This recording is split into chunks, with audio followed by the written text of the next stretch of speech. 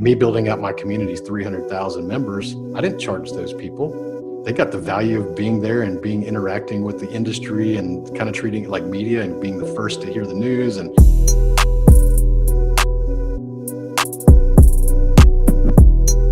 do you think right now in retrospect it's thinking about the magnitude of the problem or the type of problem, or is just getting out there and solving one problem and then figuring out the rest? if I was going to build a business for myself, Yeah. I would look for how many people could I either influence or impact. Yeah. Because I want the entire world to be my potential customer base.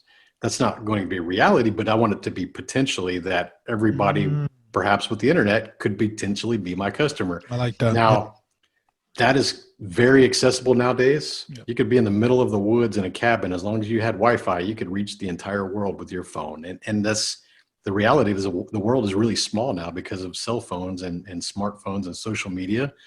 So I'm looking at how do I impact the massive amount of people by solving some kind of a problem for them that they may not have to pay a lot of money, but they're going to pay enough to solve that problem, whatever that problem is or whatever that challenge is.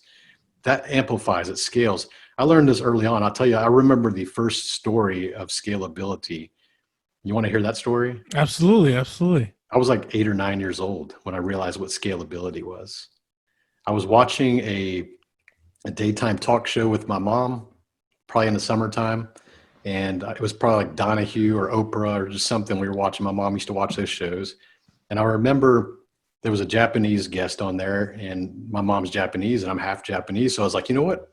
I'm going to pay attention. What is this guy? Because he was sitting there and he was covered with, he was wearing a white t-shirt and he was covered with rainbow colored octopuses, like just like hundreds of like rubber octopuses sewn to his shirt.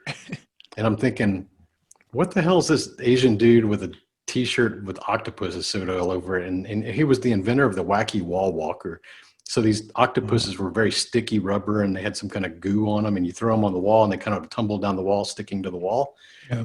He sold 200 million of those, and for $1 a piece. And I remember like, oh, I have some of those. Like they're in my cereal box. I've got, they're on the counter of every dime store. They're at every gas station on the counter, $1 a piece. All the kids at school had them. We used to throw them at each other, and they're $1 a piece. So I never really thought about it. It was just a toy that you got into a Cracker Jacks box or the cereal box, like big deal.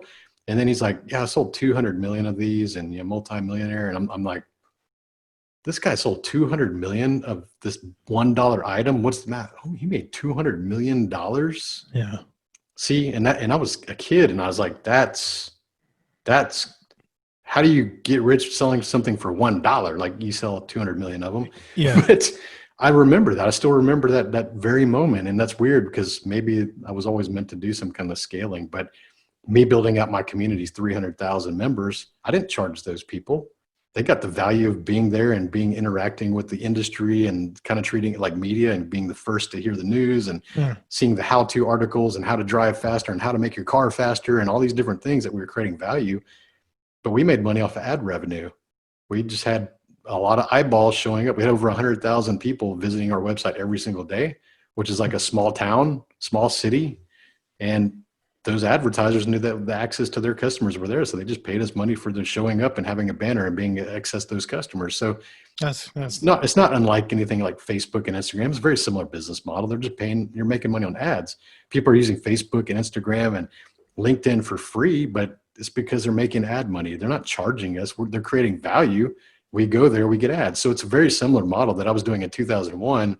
I actually sold my company in 2007 before Facebook was even like a thing.